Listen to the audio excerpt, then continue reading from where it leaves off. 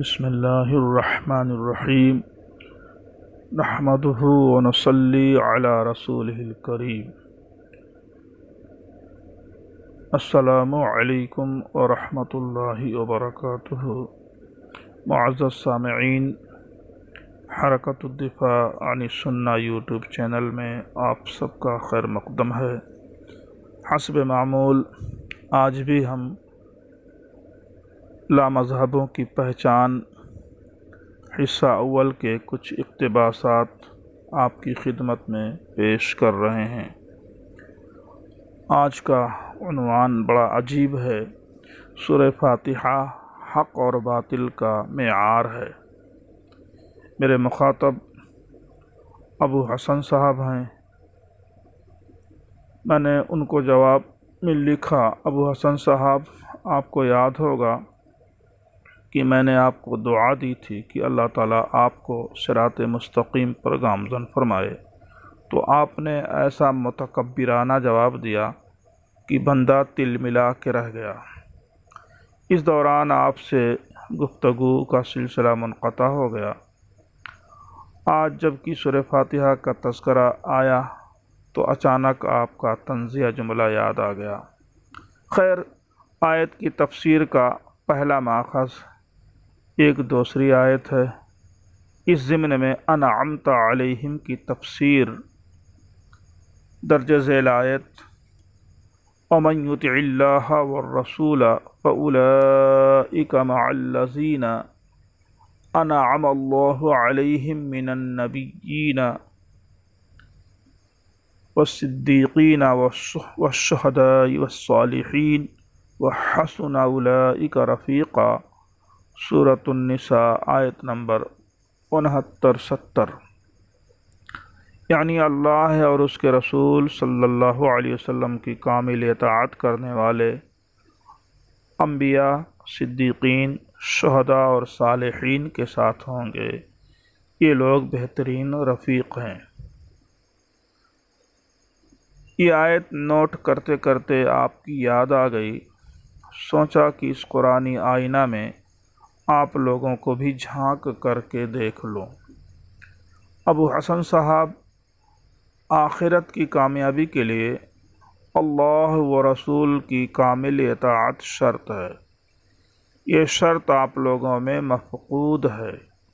اس لیے اس مقام رفاقت تک پہنچنے کا جو راستہ اللہ سبحانہ و تعالی نے مقرر کیا ہے وہ 4 عناصر کا مجموعہ ہے۔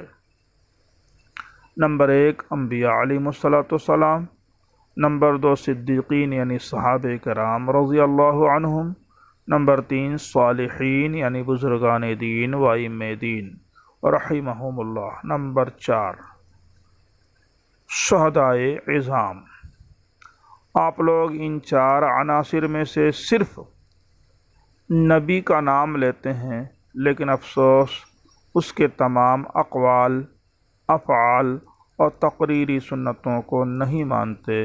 اگر مانتے بھی ہیں تو محض وہ احادیث جو آپ کے مسلک کے مطابق ہوں۔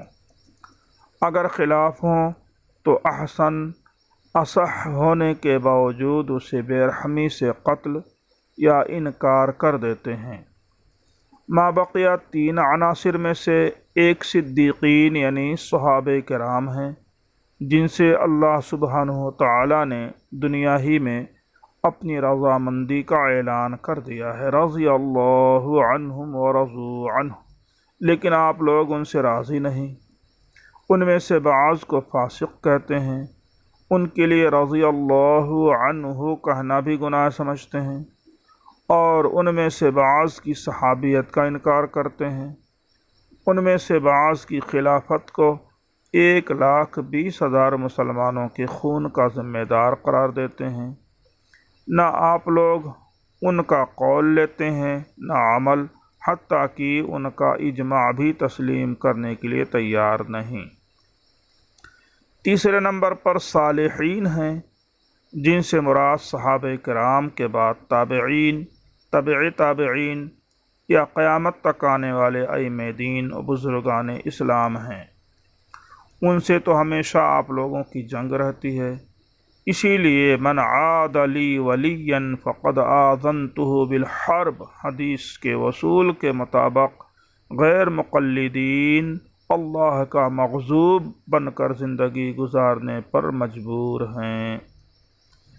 اور رہا ذکر الشہداء کرام کا، تو اس مقام بلند سے بھی غیر مقلدین محروم ہیں، کیونکہ یہ درجہ عموماً فی سبیل اللہ، جہاد فی سبیل اللہ سے ملتا ہے، اور آپ کے اکابر نے قسم کھا کھا کر دشمن اسلام اور اسلامی ملک ہندوستان کے غاصب ظالم سامراج انگریز سے جہاد کو حرام قرار دیا تھا، اور انگریز حکومت کو قسمیہ یقین دہانی کرائی تھی کہ جہاد صرف احناف کرتے ہیں۔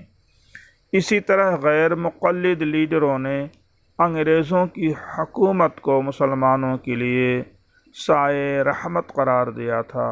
پھر کہاں ہیں غیر مقلد شہداء؟ آپ کو یاد ہوگا کہ آپ کی جماعت کے بانی مبانی عبدالحق بنارسی شیعہ نے حضرت امیر المومنین سید احمد شہید رحمۃ اللہ علیہ کی فوج سے فرار ہو کر خوب نام کمایا تھا، اور اس کے بعد آپ لوگوں نے کون سا ملک فتح کیا یا اسلام کی اشاعت کے لیے کب ہتھیار اٹھایا اور کہاں شہادت پائی، ضرور بتائیے گا۔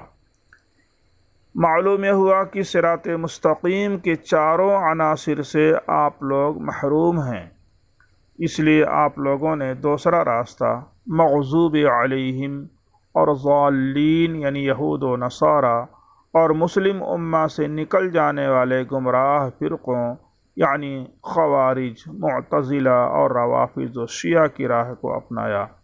یہ بات میں نے پہلی بار دریافت نہیں کی ہے کہ مجھے آپ لعن و طعن کا شکار بنائیں، بلکہ 20 سال پہلے غیر مقلدیت سے مرعوب ہونے والے محسن حکمراں اور آپ ہی کے نام و نہاد علماء نے کہی ہے، جسے میں نے نقل کیا ہے۔ اس سلسلے میں مولانا امین صفدر اکاڑوی رحمہ اللہ کا ایک چیلنج بہت پسند آیا۔ وہ فرماتے ہیں کہ جب غیر مقلدین کو یقین ہو گیا کہ ہم آیت وَإِذَا قُرِئَ الْقُرْآنَ کے بعد ایک بھی صریح حدیث پیش کرنے سے عاجز ہیں، تو انہوں نے وسوسے ڈالنے شروع کیے، شیطانی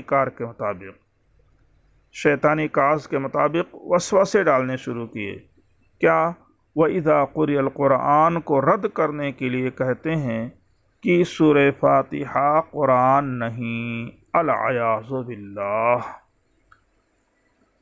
ہم سورہ فاتحہ کو قرآن میں دکھاتے ہیں کہ فاتحہ قرآن میں سے ہے۔